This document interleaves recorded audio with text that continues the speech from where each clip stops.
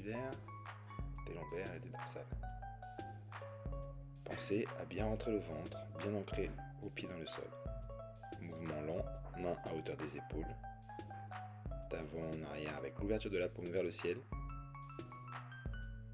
J'inspire au retour du bras devant le visage et j'expire lorsque le bras part vers l'arrière.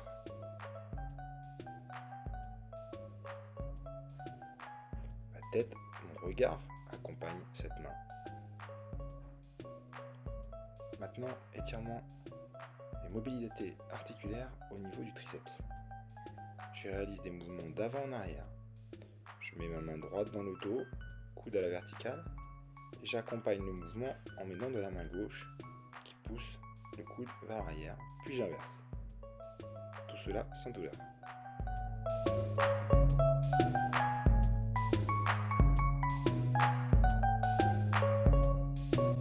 Mobilité du bassin. Je réalise des mouvements d'avant en arrière, mes épaules sont fixes, elles ne bougent pas et je fais comme si je vidais ou je remplissais un bol. Je peux m'aider avec mon pouce placé dans le dos. Puis je réalise un mouvement latéral de la hanche, comme si mes genoux lâchaient d'un côté et de l'autre et ma hanche subit un mouvement de la gauche vers la droite, mais mes épaules sont accrochées à un porte-manteau, elles ne bougent pas. Ensuite je réalise un 8. Attention, pendant ce 8, les hanches ne doivent pas s'incliner vers le bas. Le plateau est à l'horizontale. Vous devez fixer vos épaules. C'est un mouvement essentiellement de sensation. Ces 3 exercices vous permettent de libérer les tensions au niveau des lombaires. Vous voyez du haut le mouvement du plateau. Mobilité du psoas-iliaque. Une jambe devant l'autre, le poids bascule de l'arrière vers l'avant, donc de la jambe arrière vers la jambe avant. Mon bras du côté de la jambe arrière monte vers le ciel et je recherche un étirement jusqu'à ressentir justement toute la zone qui part de la cuisse vers le haut de la hanche étirée. Si je ne ressens pas l'étirement, je peux m'incliner du côté de la jambe qui est placée devant. Deuxième mobilité au niveau d'une rotation. Je positionne mon bras arrière sur mon talon. Si je ne peux pas, je mets un support un peu plus haut, comme une brique de yoga. Puis je serre les fesses et je fais en sorte qu'elle repousse mes cuisses vers l'avant. Puis la rotation s'effectue en utilisant le bras opposé à la main qui va toucher le talon.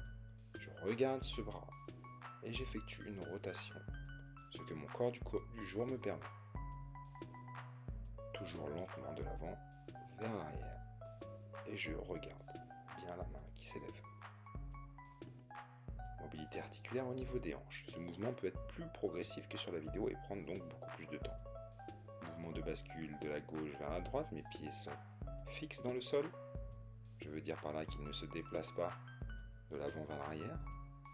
Mon bassin va maintenant se rapprocher de mes talons, sans pour autant avoir s'être déplacé sur le tapis. C'est en fait un mouvement de rotation. Puis, mon buste va progressivement venir s'incliner sur le genou en plaçant les mains de part et d'autre, jusqu'à ressentir une aisance articulaire et un étirement sur le côté extérieur de la fesse. Une dernière mobilité articulaire en torsion. Je m'assois, je positionne mon coude droit à l'intérieur de mon genou droit. Mon coude droit repousse le genou droit vers l'extérieur. Ma main gauche est posée sur mon genou gauche. Et je me sers de cette poussée contraire pour pouvoir élever ma main gauche dans le ciel, tout en accompagnant du regard cette main. Ainsi, mes lombaires s'étirent et se mobilisent. Mobilité articulaire au niveau, cette fois, de la cheville et donc aussi du tendon d'Achille. Je me mets en position face au mur, dos aligné.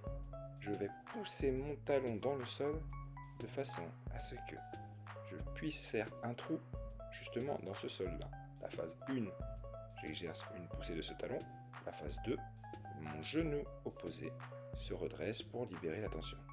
Et je réalise plusieurs mouvements de mise en tension, sans jamais aller à la douleur. Dernier mouvement de mobilité. Je vais maintenant réaliser une mobilité au niveau de la hanche et un étirement au niveau du quadriceps. Je m'ancre bien dans le sol, je j'égalise mes deux genoux au même niveau, puis je réalise une tension, d'abord en tirant, en rapprochant mon talon de la fesse, en m'étirant vers le ciel avec mon bras opposé, et je relâche, et je reviens. Tout ça en maîtrisant l'effort. Vous pouvez aussi vous aider face à un mur, mais vous gardez conscience que vos deux genoux doivent être au même niveau. Ils peuvent s'écarter, mais l'un ne peut pas être devant l'autre lors de la phase d'étirement et d'alignement.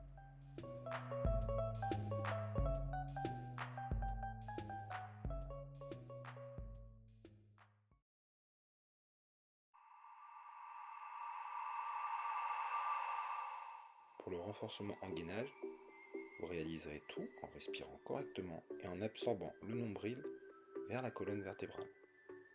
Je ne parle pas d'une contraction abdominale, puis vous serrerez les fesses de façon à conserver un alignement. Vous avez différents degrés d'exercice. Avec toujours ce gainage-là, le niveau 2, les mains sont sur une table. Lors du niveau 3, vous mettez sur une chaise stable.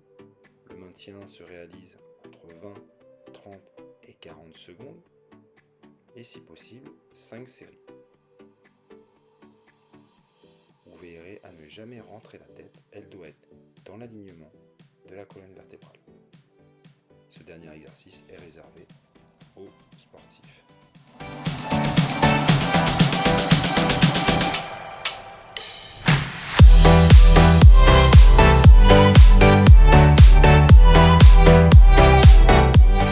Pour le renforcement en mouvement, au niveau des pompes, 5 niveaux, là encore.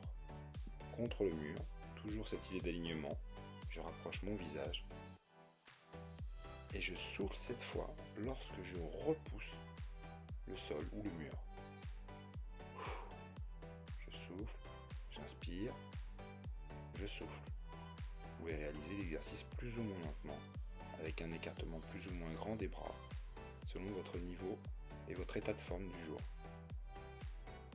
Le mouvement sur les genoux peut être gênant pour les personnes qui ont des douleurs. Vous pouvez très bien vous mettre quelque chose de confortable sur les genoux pour le réaliser. Là, j'ai utilisé 2 briques, mais vous pouvez très bien le faire sur une marche, si vous avez un escalier. Et à vous d'ajuster la hauteur selon vos capacités. Et enfin, les pompes normales, réservées une nouvelle fois aux personnes qui se sentent capables de le réaliser, parce que le corps le permet aujourd'hui. Les séries sont expliquées dans la fiche. Les exercices de squat sont à pratiquer avec une grande rigueur. La position du gorille que nous avons vue ensemble lors de l'atelier est à préserver. Les fesses légèrement derrière, le pec bien affiché devant pour un alignement parfait du haut de la tête jusque aux fesses. La position du poids du corps se fait en grande partie sur les talons. Du coup, vous êtes capable, comme nous l'avons vu lors de l'atelier, de relever les orteils pendant toute la phase de l'exercice. N'oubliez pas qu'il ne faut pas vous asseoir sur la chaise, c'est juste un élément déclencheur pour vous inciter à vous relever, qui vous indique que vous êtes arrivé au bon niveau de descente, les cuisses parallèles au sol.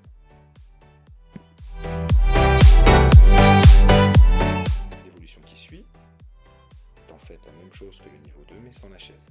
Vous avez pris des repères grâce à la chaise, vous essayez de les retrouver au niveau postural. Dans tous ces exercices, on souffle lors de la remontée. Vous avez le niveau 4 et le niveau 5, avec une bouteille d'eau ou avec 2 bouteilles d'eau, et encore mieux avec des haltères si vous en possédez. Mais attention à la forme du dos. Les burpees sont à pratiquer en passant par tous les niveaux pour bien se tester. L'objectif cette fois est vraiment de sortir de sa zone de confort avec un début de transpiration et d'essoufflement, mais sans douleur. L'étape 1, je fais juste des mouvements du haut vers le bas avec mobilisation progressive des jambes. Au niveau 2, je rajoute un saut d'extension si mes genoux sont capables de réaliser ça. Et je peux donner de plus en plus d'accélération si je me sens capable de le faire. Niveau 3, 3, les jambes sont liées du début à la fin de l'exercice. Niveau 4, même chose, sauf que je pose les genoux pour réaliser la pompe et je recommence. Encore une fois, j'ai un contrôle parfait de mon corps. Si jamais le mouvement se dénature, je sais que je dois descendre la difficulté du niveau. Il n'y a pas de honte à renoncer. Enfin, nous avons des burpees classiques. À vous de choisir le rythme que vous voulez vous imposer. Cela peut aller du très lent au très vite. Pensez toujours à souffler lorsque vous faites le saut extension et la remontée de la pompe.